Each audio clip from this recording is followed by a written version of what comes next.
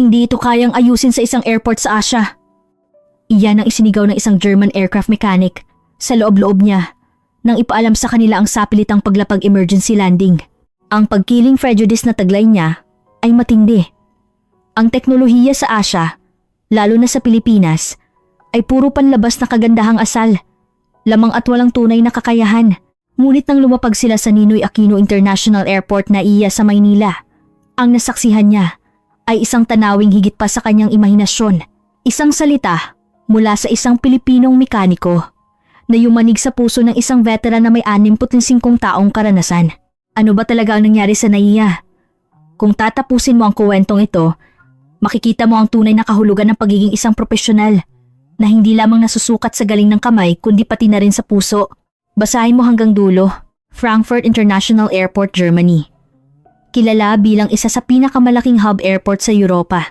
Bawat araw ay libu-libong eroplano mula sa iba't ibang sulok ng mundo ang dumarating at umaalis dito. Sa isang sulok ng maintenance area, nakatayo ang isang binata. Si Markus Schmidt, 28 taong gulang. 5 taon na siya sa Lufthansa German Airlines. At mula pagkabata, malalim na ang paghanga niya sa mga eroplanong lumilipad.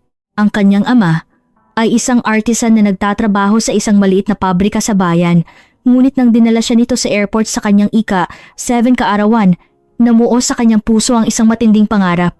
Nang masilayan niya ang paglipad ng isang dambuhalang makina. Balang araw, gusto kong maging bahagi ng pagsuporta sa eroplanong iyon, sabi niya. Para maisakatuparan ang pangarap na iyon, pinili niya ang landas ng aircraft mechanic. Nag-aral siya ng teknolohiya sa isang espesyal na paaralan, nalampasan ang mahihirap na pagsusulit at natupad ang pangarap na makapasok sa Lufthansa. Ngunit ang realidad ay hindi kasing ganda ng kanyang inakala. Kahit 5 taon na siyang nagtatrabaho, tanging mga pantulong auxiliary na gawain lang ang ipinagkakatiwala sa kanya. Sundin ang utos ng mga senior na mekaniko, magdala ng mga gamit, itala ang resulta ng inspeksyon at tumulong sa paglilinis. Mahalaga ang mga trabahong iyon syempre. Ngunit sa kaibuturan ng puso ni Marcos, nananatiling nag-aalab ang pagnanais na ipagkatiwala sa kanya ang mas malaking responsibilidad. Tama ba na manatili na lang ako sa ganito? Isang araw, habang nag-iisip siya, dumating ang isang hindi inaasahang balita. Marcos, sasama ka sa Sydney flight sa susunod na linggo bilang technical support. Nang marinig niya ang salitang iyon mula sa kanyang supervisor, bumilis ang tibok ng kanyang puso. Ang sumama bilang mekaniko sa isang long-haul flight mula Frankfurt patungong Sydney ito ay isang malaking pagkakataon para sa isang bata. Ang trabaho ay tumugon sa anumang problemang maaring lumabas sa loob ng eroplano at magbigay ng technical na suporta. Iyon mismo ang trabahong matagal na niyang hinahangad. Sa wakas, nagkaroon din ako ng ganitong pagkakataon. Huminga ng malalim si Marcus. Pag-asa at kaba ang magkahalo, ngunit higit pa rito, ang pananabik na masubok ang sarili. Ngunit may isa pang mekaniko na sasama sa flight na iyon. Huwag kang magpabaya, Marcus. Isang mababa at mabigat na boses ang narinig ni Marcus mula sa likod. Paglingon niya, nakita niya ang isang veteran na mekaniko, si Carl Mueller. Mayroon siyang mahigit 35 taong karanasan at isa siya sa mga top-class technician sa Lufthansa. May mahigpit na mukha, matatalim na mata at isang presensya na hinahangaan ng lahat.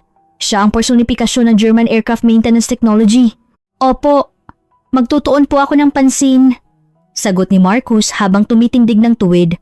Kilala si Carl sa kanyang mahigpit na pagtuturo sa mga bata.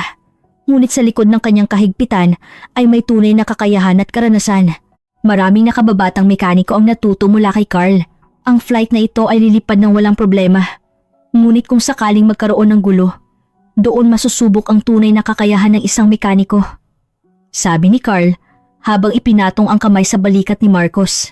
Ingat ka, lalo na kung sakaling kailangan nating lumapag sa isang airport sa Asia sa kalagitnaan ng biyahe, wag na wag mong ipagkakatiwala ang eroplano sa mga lokal na mekaniko. Nagpakita ng pagtataka si Marcos. Mga airport sa Asia ho? Oo. May naranasan ako 15 taon na ang nakalipas sa isang airport sa Thailand. Nagkaroon kami ng problema at nagpahintulot kaming tingnan ito ng mga lokal na mekaniko. Napakabastos ng kanilang trabaho. Hindi tumpak ang pagkabit ng pyesa. Panlabas lang ang inspeksyon. At higit sa lahat, walang pride sa kanilang teknolohiya. Malinaw na may kawalang tiwala sa boses ni Carl. Ang mga mekaniko sa Asia ay pangalawang klase. Mukha lang maganda ang kanilang mga kasangkapan. Ngunit sa tunay na kakayahan, malayo sila sa atin, sa Alemanya. Lalo na ang Pilipinas. Puro kagandahang asa lang ay pinapakita, pero wala namang laman. Walang nasabi si Marcos. Hindi rin niya alam ang detalye tungkol sa aviation technology sa Asia. Ngunit kung ang isang veteran na tulad ni Carl ay nagsasabi nito, marahil ay tama ito. Iyon ang pumasok sa isip niya.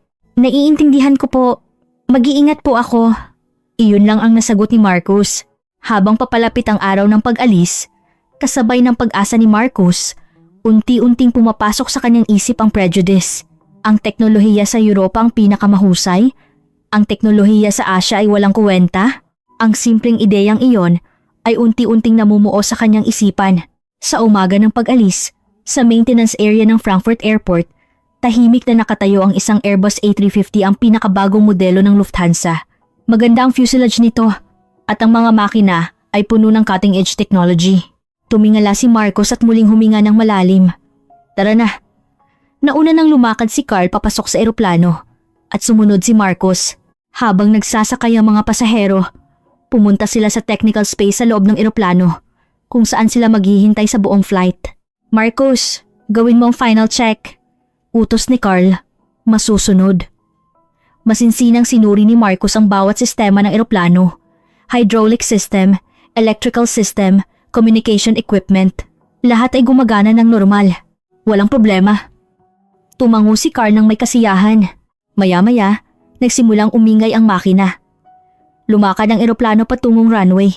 Sa labas ng bintana, asul ang langit. Frankfurt Control, clearance for takeoff.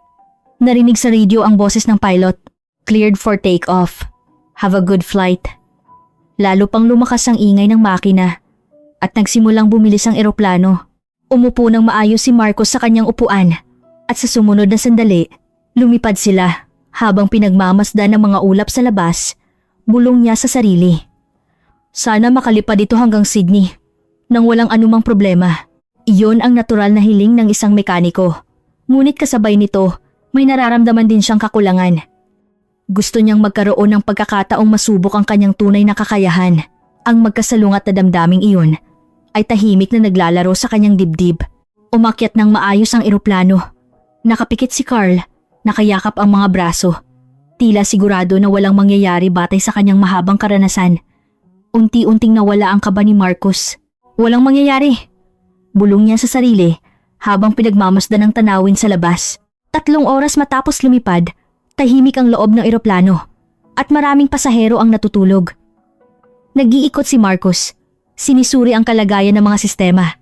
Lahat ay normal. Walang anomaly sa mga gauge. Wala talagang mangyayari. Sabi niya. Iyon mismo ang sandali. Biglang tumunog ang isang matinis na alarm sa loob ng eroplano. Kriiing! Kriiing! Tumalo ng puso ni Marcos. Agad ding nagmulat ng mata si Carl at tumayo. Ano? Sabay silang tumakbo patungo sa cockpit. Nakatingin ng seryoso ang pilot at co-pilot sa mga gauge. Engine anomaly. Huminto ang makina sa kanan. Kalmado ang boses ng pilot. Ngunit agad na naunawaan ni Marcos ang bigat ng sinabi nito. Paghinto ng makina, isa ito sa pinakaseryosong problema para sa isang eroplano. Ano ang sanhi? Mabilis na tanong ni Carl. Kasalukuyang iniimbestigahan. May posibilidad na nagkaroon ng problema sa fuel system. Tiningnan ni Marcos ang gauge. Talagang huminto ang makina sa kanan.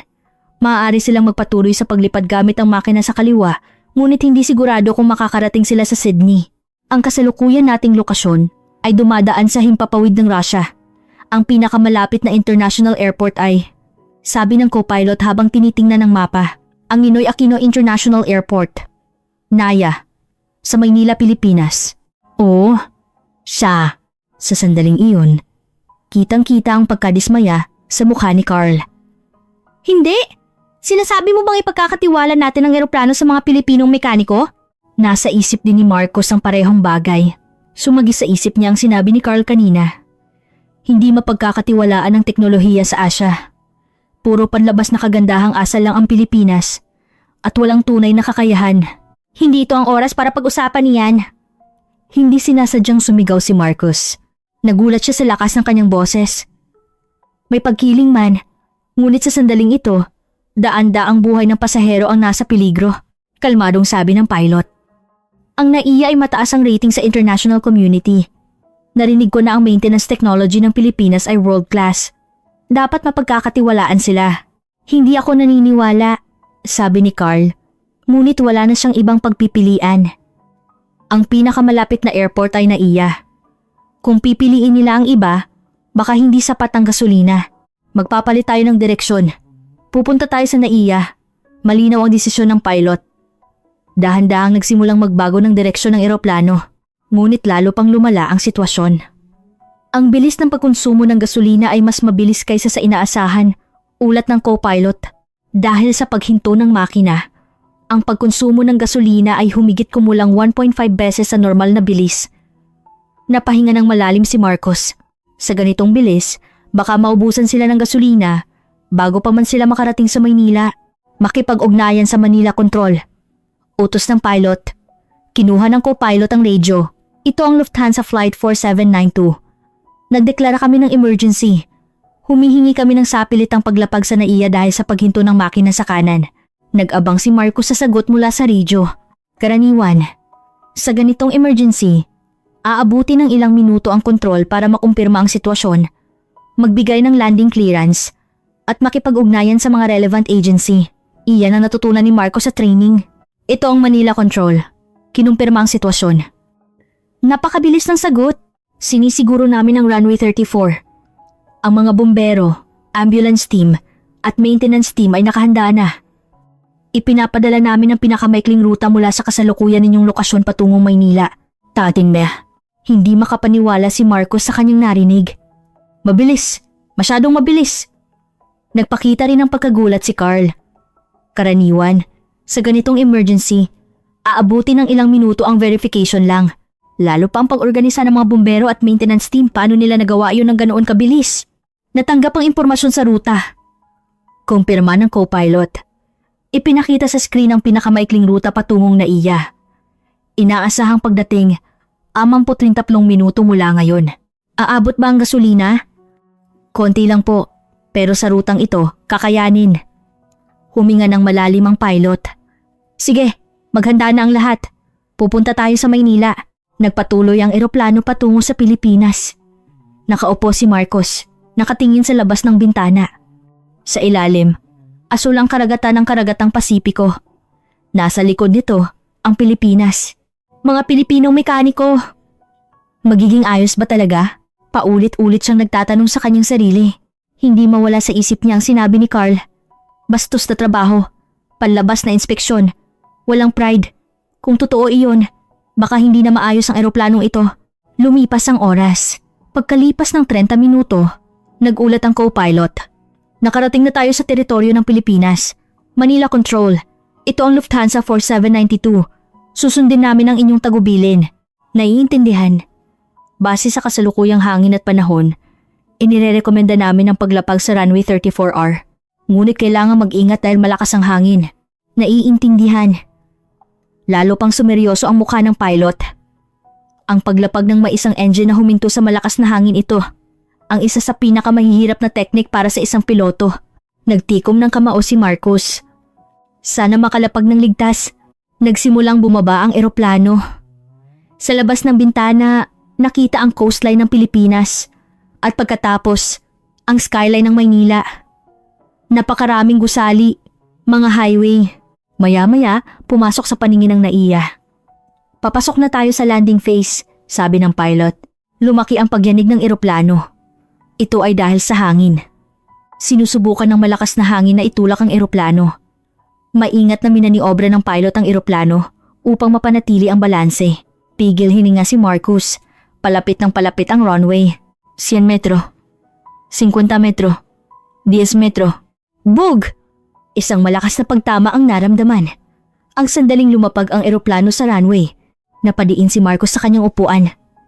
Tumakbo ang eroplano sa runway. Umandar ang reverse thrusters at nagsimulang kumagat ang brake. Bumabagal. Unti-unti at tuluyan ang huminto ang eroplano. Huminto. Bulong ni Marcos. Sa sumunod na sandali, napuno ng palakpakan ng eroplano. Naramdaman ng mga pasahero ang kaligtasan at nag-iyakan sa tuwa. Parehong napabuntong hininga sina Marcus, Carl at ang pilot. Manila Control, ito ang Lufthansa 4792. Ligtas na nakalapag. Napakahusay na paglapag.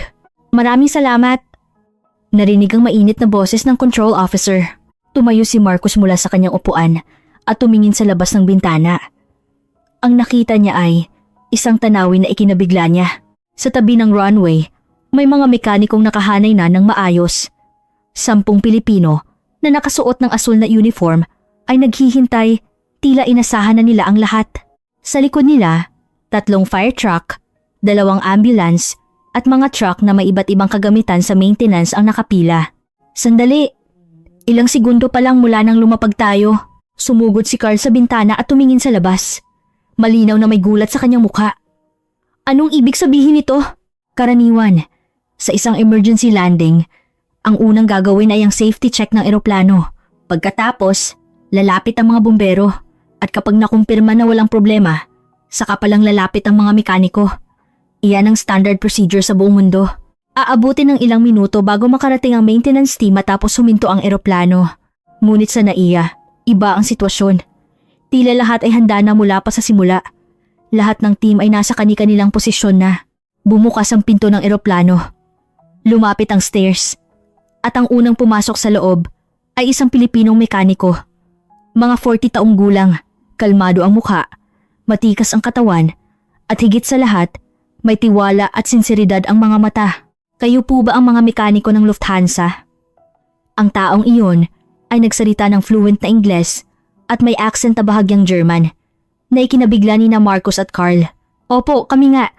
Handang-handa na ba kayo para sa inspeksyon? Ngumiti ng mahinahon ng Pilipinong mekaniko.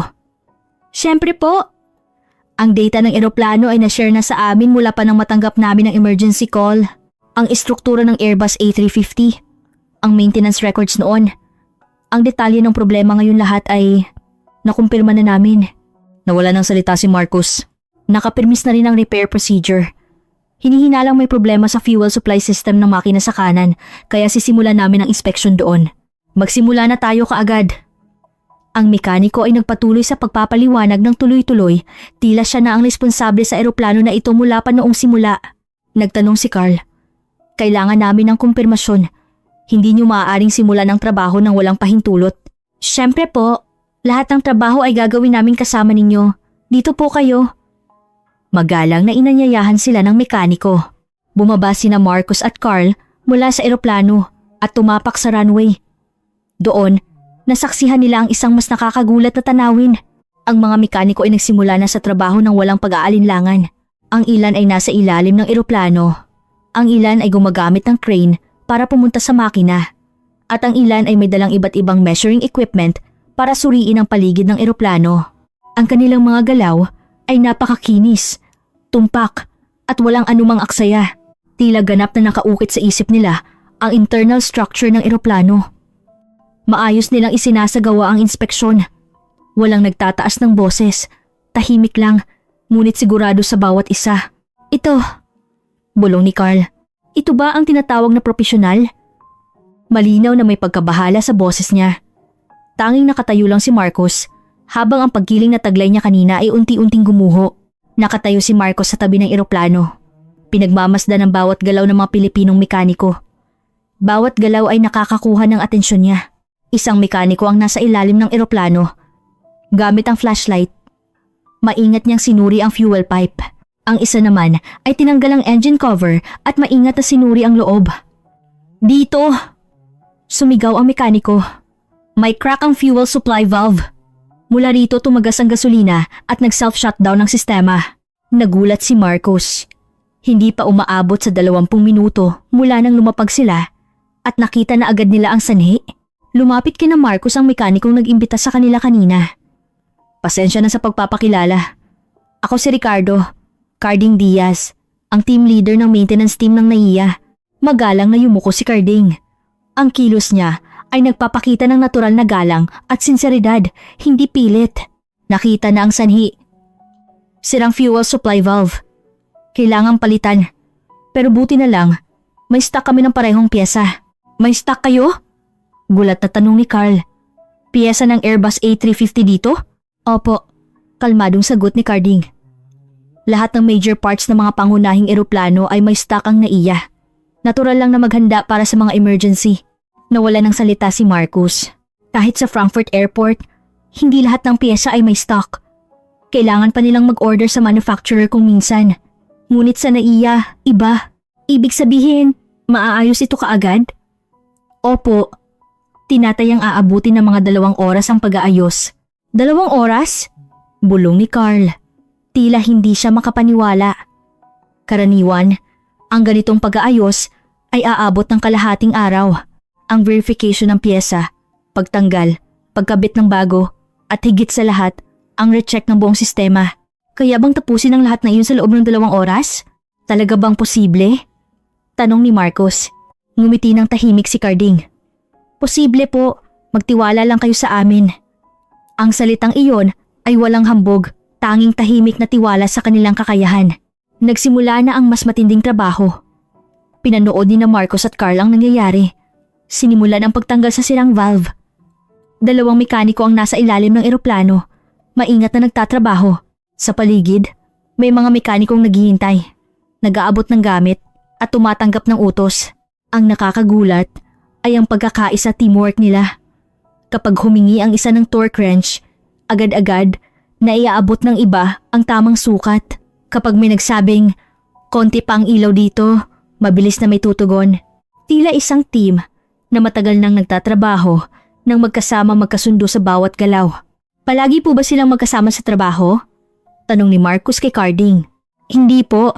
Ang mga miyembro ngayon ay galing sa iba't ibang shift. Sagot ni Carding. Iba't ibang shift? Opo.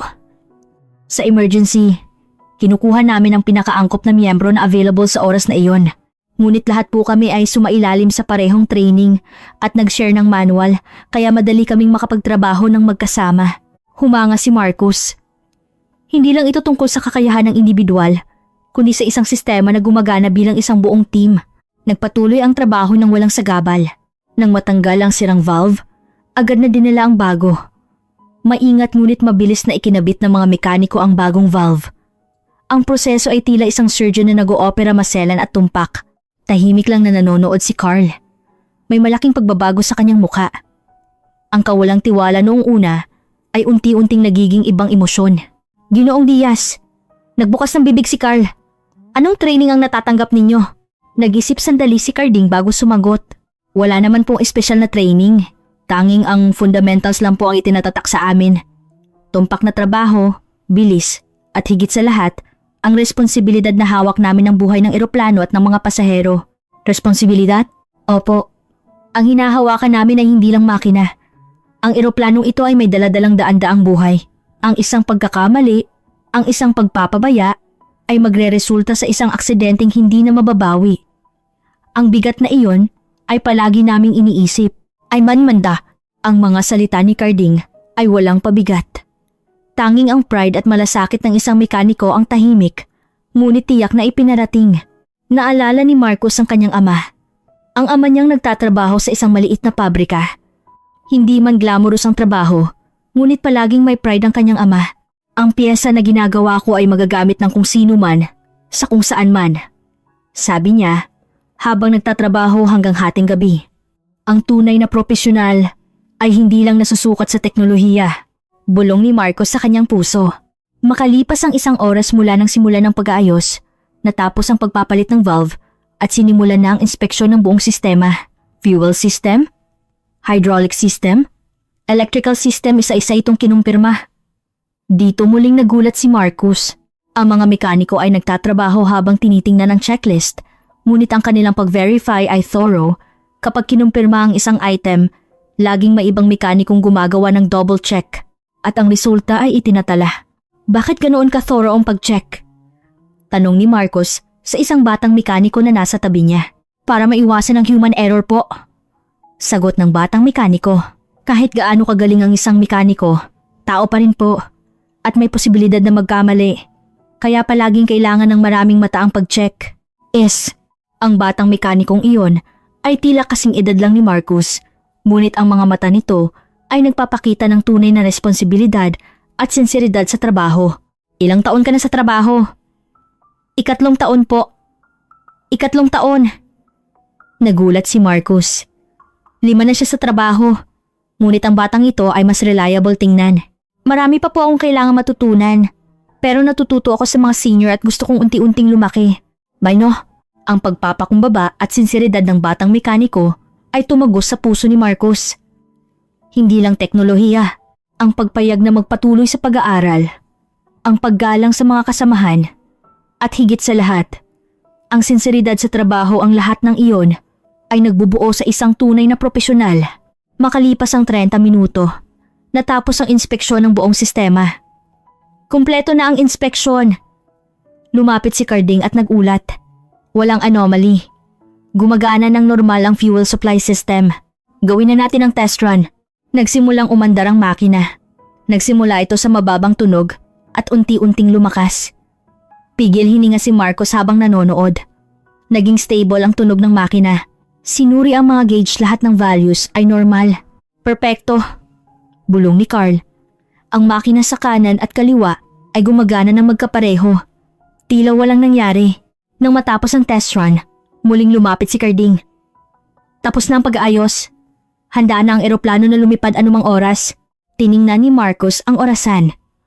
Eksaktong 2 oras mula nang simula ng trabaho. Gaya ng sinabi ni Carding noong una, tinapos nila ang pag-aayos sa loob ng 2 oras. Hindi ka panipaniwala, bulong ni Carl. Wala na ang kawalang tiwala sa boses niya. Tanging dalisay na pagkabigla at paggalang. Ginoong Diaz. Lumapit si Carl. Nagkamali ako. Tahimik lang si Carding na nakatingin sa kanya. 8 taon na ang nakalipas. Naisip kong hindi mapagkakatiwalaan ang maintenance technology sa Asha. Ito ay batay sa aking karanasan. Ngunit nagkamali ako. Kayo ay tunay na propesyonal. May luha sa mata ni Carl. Ang isang veteran na may 35 taong karanasan ay tapat na umaamin sa kanyang pagkakamali. Lubos na humanga si Marcus sa tanawing iyon. Hindi po, mahinahong umiling si Carding. Malaki na po ang pagbabago ng sitwasyon at teknolohiya ngayon. Kumpara sa 15 taon na ang nakalipas, hindi po ibig sabihin na mali ang inyong karanasan, kundi patuloy lang po kaming nag-aaral at lumalaki araw-araw. Sa mapagpakumbabang salita na iyon, wala nang nasabi pa si Carl. Nagpatuloy si Carding. Bilang mekaniko, hindi lang teknolohiya ang mahalaga, ang pagpayag na patuloy na mag-aral, ang tiwala sa mga kasamahan, at higit sa lahat, ang responsibilidad na hawak namin ang buhay ng mga pasahero dahil sa mga ito, nabubuhay ang tunay na teknolohiya. King, ayud, itinanim ni Marcos sa kanyang puso ang mga salita ni Carding. Hindi lang ito kwento tungkol sa teknolohiya. Tungkol ito sa esensya ng pagiging tao at pagiging propesyonal. Malapit na ang takip silim. Ang malambot na kulay kahel na liwanag ay bumalot sa naiya. Tinapos ng mga mekaniko ang huling check at lumayo sa eroplano. Maraming salamat po. Nagbigay ng malalim na paggalang si Marcos. Gayun din si Carl. Wala po iyon. Trabaho po namin ito. Nakangiting sabi ni Carding. Bumalik po kayo sa Maynila anumang oras. Sana sa susunod, mas maganda na ang sitwasyon sa pagtanggap namin sa inyo. Ang salitang iyon ay puno ng init. Bumalik sina Marcos at Carl sa loob ng eroplano. Nakasakay na ang mga pasahero at nag-aabang sa pag-alis. Marami ang kumakaway sa mga mekaniko sa labas. Kumaway rin pabalik ang mga mekaniko.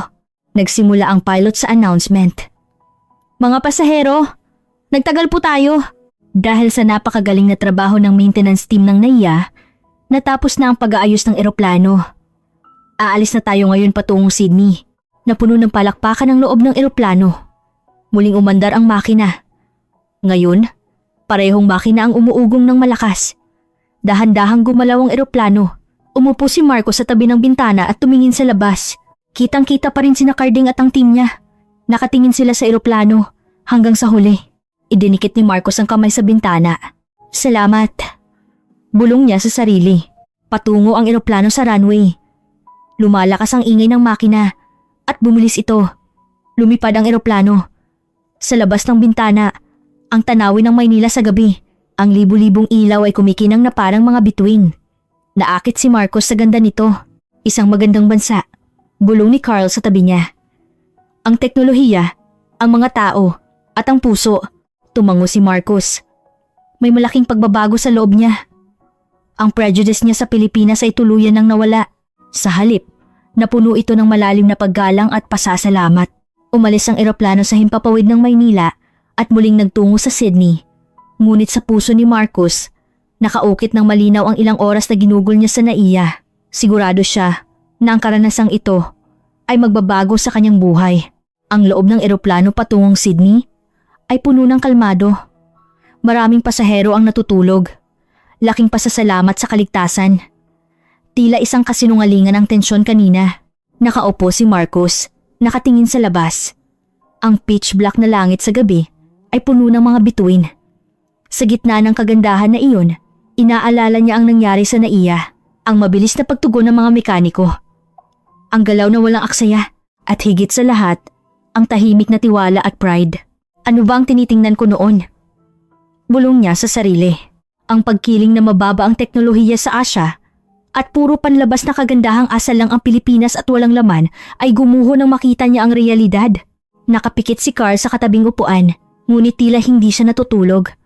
Paminsan-minsan, bumubuntong hininga siya. Ginoong Carl, tawag ni Marcos. Dahan-dahang nagmulat ang mata si Carl. Bakit? Ano sa palagay mo ang nangyari ngayon? Tahimik sandali si Carl. Pagkatapos, dahan-dahan siyang nagsalita. 35 taon na akong nagtatrabaho bilang mekaniko. Marami na akong nakitang airport at nakatrabahong mekaniko. Ang boses ni Carl ay may malambot na tono, hindi katulad ng dati niyang kahigpitan. Pero ang nakita ko ngayon, lumampas sa lahat ng karanasan ko. Lumampas? Oo, hindi lang tungkol sa technical na accuracy, kundi sa teamwork, sa thoroughness ng paghahanda, at higit sa lahat, sa malasakit sa mga pasahero. Ang mga mekaniko na iyon, hindi lang sila nag-aayos ng eroplano. Inaalagaan nila ang buhay at ang kinabukasan ng mga pasahero. Pinili ni Carl ang bawat salita. Tumango ng malalim si Marcos. Ang ipinakita ni Carding ay hindi lang mataas na teknolohiya, ang pilosopiya, ang ideolohiya, at ang pagkatao sa likod nito iyon ang tunay na profesionalismo. Nagkamali ako. Patuloy ni Carl. Dahil sa isang karanasan 27 taon na ang nakalipas, hinatulan ko ang buong Asia. Ngunit iyon ay isang kamangmangan. Ang mga tao ay lumalaki. Ang teknolohiya ay umuunlad. At higit sa lahat, hindi ko dapat hinatulan ng lahat dahil sa isang karanasan. Ang mga salitang iyon ay puno ng matinding pagsisisi. Naramdaman ni Marcos na pareho sila. Pinaniwalaan niya ang salita ng senior niya nang hindi niya inaalam sa sarili. Ang paghatol ng basta-basta nang hindi nagpapatunay iyon ay isang kahiyahiyang ugali bilang isang profesional at bilang isang tao. Marcos, sabi ni Carl ng may seryosong mukha. Bata ka pa. Marami pang nag-aabang na mahabang buhay bilang mekaniko. Huwag mong kalimutan ang nangyari ngayon. Opo, mahalaga ang teknolohiya. Ngunit hindi lang iyon ang sapat.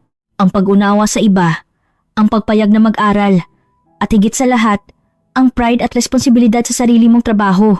Dahil sa mga iyon at magiging tunay kang mekaniko. Tumango ng malalim si Marcos. Ang mga salita ni Carl ay tumago sa kanyang puso, tila aral mula sa kanyang ama. Makalipas ang ilang oras, ligtas na lumapag ang eroplano sa Sydney Airport. Bumababa ang mga pasahero nang may mukhang laking pasasalamat. Marami ang nagpasalamat kina Marcos at Carl. Wala po iyon. Trabaho lang po namin. Sasagot sana si Marcos, ngunit isang matandang babae ang ngumiti ng matamis. Natitiyak namin na safe kami dahil sa inyo. At salamat sa mga Pilipinong mekaniko kaya nakarating kami dito ng ligtas. Uminit ang puso ni Marcos sa sinabi niya. Hindi lang dahil sa kanilang kakayahan. Dahil sa tulong ng mga mekaniko sa NAIA, nakalipad muli ang eroplanong ito. Sa lobby ng airport, kinuha ni Marcos ang kanyang cellphone. Gusto niyang magpadala ng mensahe ng pasasalamat sa maintenance team ng NAIA para kina Ginoong Carding at sa buong NAIA maintenance team. Maraming salamat po sa araw na ito. Dahil sa inyong napakagaling na teknolohiya at malasakit, nakarating kami sa Sydney ng ligtas. Ngayon, natutunan ko ang tunay na kahulugan ng pagiging mekaniko. Itatatak ko sa aking puso ang karanasang ito at magpapatuloy sa pagtatrabaho. Taos-pusong pasasalamat. Marcos Schmidt. Pagkatapos ipadala ang mensahe, huminga ng malalim si Marcos. Tila nagpapadala rin si Carl ng mensahe sa tabi niya. Oh, kailangan na nating gumawa ng report, sabi ni Carl. Kailangan magulat sa head office tungkol sa problema at sa pagtugon ng NAIA. Opo, ngunit sa totoo lang po, ang maintenance technology ng NAIA ay world class. Napaangat ng mukha si Marcos sa gulat. Si Carl, ang mahigpit na si Carl, ay nagbigay ng ganoong mataas na rating. Nagulat ka ba? Sabi ni Carl habang nakangiti. Pero iyon ang totoo. Nakita ko ng sarili kong mata. Pananagutan ng isang profesional na iparating ang katotohanan. Lubos na naantig si Marcos sa salitang iyon. Ang pag-amin sa sarili mong pagkakamali at ang pagbigay ng tamang evaluation, iyon din ang sinseridad ng isang profesional. Pagkalipas ng ilang linggo, bumalik si Marcos sa maintenance area sa Frankfurt. Ngunit ang mga mata niya ay may kakaibang kinang. Magandang umaga, Marcos. Bati ng isang batang mekaniko. Magandang umaga. Ang trabaho natin ngayon ay ang periodic check ng A320. Sige, sabay nating tingnan. Kinuha ni Marcos ang toolbox. Dati, inakala niya na boring ang periodic check. Ngunit ngayon, iba na. Bawat maliit na trabaho ay may kahulugan. Ang bawat check ay konektado sa kaligtasan ng mga pasahero. Naiintindihan na niya iyon. Habang nagche-check, kinausap ni Marcos ang bata. Ano sa palagay mo ang kalagayan ng piyesa na ito? Mukhang walang problema po. Tingnan mo ulit ng maigi. Ang koneksyon dito, bahagyang nagbago ng kulay. Tiningnan ng bata ng maigi. Oo nga po, hindi ko napansin. Okay lang ngayon, pero kung pababayaan, magiging problema. Mahalaga na huwag palampasin ang maliliit na pagbabago. Opo, natutunan ko po, ngumiti si Marcos. Ang sinseridad na ipinakita ng batang mekaniko sa NAIA, at ngayon, siya na ang nagpasa nito sa nakababata. Sa lunch break, kumain sina Marcos at Carl sa kantin. Alam mo, may sagot na mula sa Maynila, sabi ni Carl habang ipinapakita ang smartphone niya. Reply mula kay Ginoong Carding. Masaya kaming malaman na ligtas kayong nakabalik. Kung may pagkakataon, gusto naming magkita muli sa mas magandang sitwasyon. Magtulungan tayo na pangalagaan ang kaligtasan ng himpapawid. Tiningnan ni Marcos ang screen. Ang salita ni Carding ay puno pa rin ng init at sinseridad. Ginoong Carl, gusto kong bumalik sa NAIA balang araw. Oh? Hindi para sa emergency landing? Hindi po. Gusto kong pumunta doon bilang visitor at mag-aral pa ng mas marami. Tumango si Carl nang may kasiyahan. Magandang ideya. Sasama ako. Marami pa tayong dapat matutunan. Nagtinginan silang dalawa at nagtawanan. Ang karanasang iyon sa NAIA ay tunay na nagpabago sa kanilang buhay. Makalipas ang ilang buwan, may natanggap si Marcos na email mula sa Lufthansa head office. Naaprubahan na ang Technical Exchange Program sa NAIA Maynila. Nais naming inominate ka bilang isa sa mga miyembro. Namilog ang mata ni Marcos. Makakapunta siya sa NAIA. Makakapag-aral siya ng direkta sa mga mekanikong iyon. Yes! Sumigaw siya sa kanyang puso. Agad siyang tumawag kay Carl. Si Carl ay nakatanggap din ng parehong email. Dahil ito sa report na ginawa mo, sabi ni Carl sa telepono. Dahil sa report ko? Oo. Dahil sa detalyadong report mo tungkol sa karanasan sa NAIA, kinilala ng head office ang halaga ng technical exchange. Magaling ka, Marcos. Napuno ng tuwa ang dibdib ni Marcos. At pagkalipas ng 3 buwan, muling nakatayo si Marcos sa NAIA, hindi bilang emergency passenger, kundi bilang opisyal na kalahok sa Technical Exchange Program. Maligayang pagdating sa NAIA, nakangiting sinalubong siya ni Carding. Malaking karangalan po na makita kayo. Nagbigay ng malalim na paggalang si Marcos. Akin ang karangalan. Halika, 2 linggo ka rito. Mag-aral ka ng mabuti. Sa loob ng 2 linggo, maraming natutunan si Marcos. Ang pananaw ng mga Pilipinong mekaniko sa trabaho, ang kahalagahan ng teamwork, ang pagiging detalyado, at higit sa lahat, ang malasakit sa mga pasahero. Isang araw, sabi ni Carding, Ginoong Marcos, sa palagay mo ba, ang trabaho ng mekaniko ay ang mag-ayos ng eroplano? Nag-isip sandali si Marcos at sumagot. Hindi po. Ang trabaho namin ay ang pangalagaan ng buhay ng mga tao at suportahan ang kinabukasan. Ngumiti ng may kasiyahan si Carding. Tama ka. Ang teknolohiya ay kasangkapan lang, hindi ang layunin. Ang tunay na layunin ay ang paniguraduhin na ang mga tao ay makakalipad ng may kapayapaan sa isip.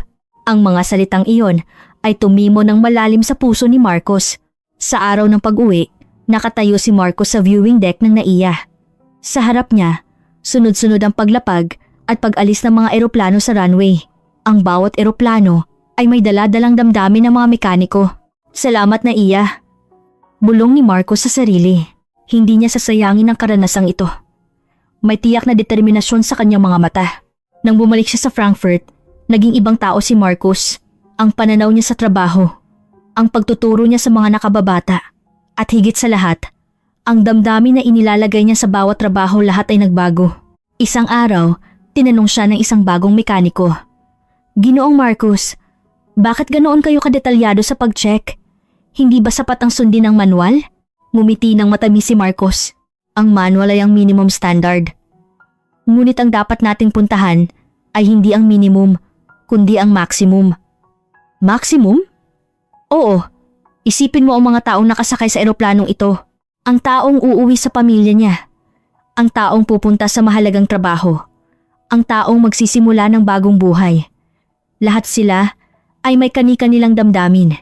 Ang trabaho natin ay ang pangalagaan ng damdamin ng mga taong iyon. Kaya gagawin natin ang maximum na trabaho. Iyan ang pagiging profesional. Ako mandaani ko. Nagliwanag ang mata ng bagong mekaniko.